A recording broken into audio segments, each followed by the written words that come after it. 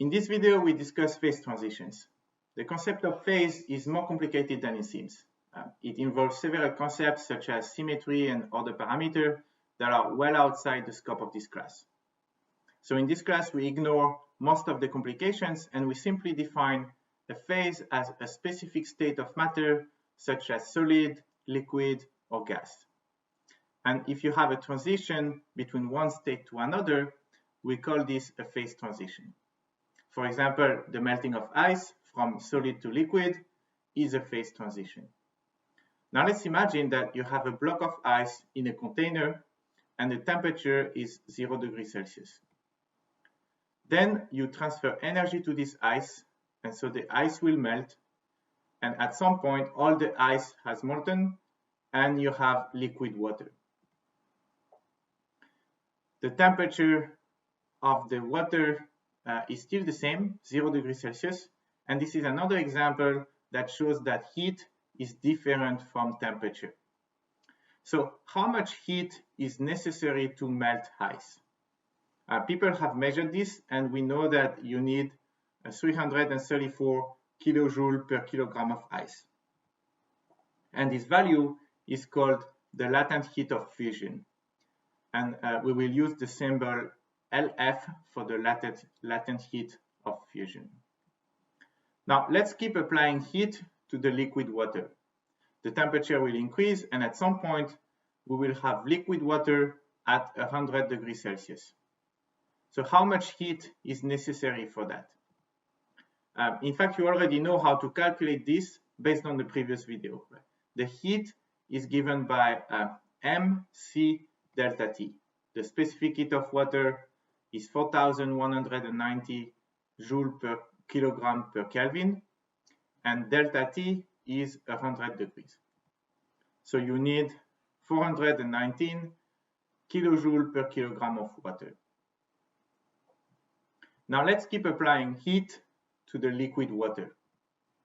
You know that water will boil, and you will get steam at 100 degrees Celsius. Now, how much heat do you need for this? You need 2256 kilojoule per kilogram of water. And this is called the latent heat of vaporization. So here is what you need to remember. To calculate the amount of heat necessary for a phase change, it is simply given by Q equal plus or minus mL, where m is the mass of material and L is the latent heat of the phase transition. And you will use plus if energy enters the material, for example, during melting, and you will use minus if energy leaves the material, for example, during freezing.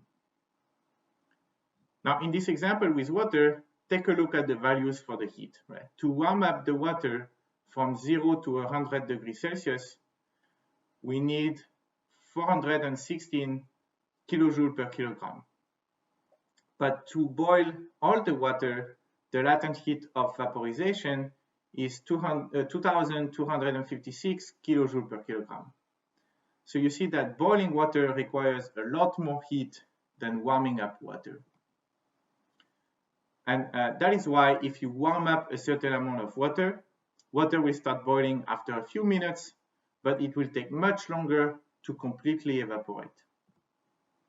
Now this graph here shows the temperature as a function of time as you add heat to water. And it is assuming that you start from ice. So you can see that during the melting of ice, the temperature stays constant at 0 degrees Celsius. And once all the ice is molten, then the temperature will increase. Then water will boil, and during the boiling, the temperature is again constant at 100 degrees Celsius. And you see that it is much longer, it takes much longer compared with the melting. And this is because the latent heat of vaporization is much larger than the latent heat of fusion. And only when all the water is in the gas phase, then the temperature of the gas will start to increase. You can also have a transition from solid to gas. This is called sublimation.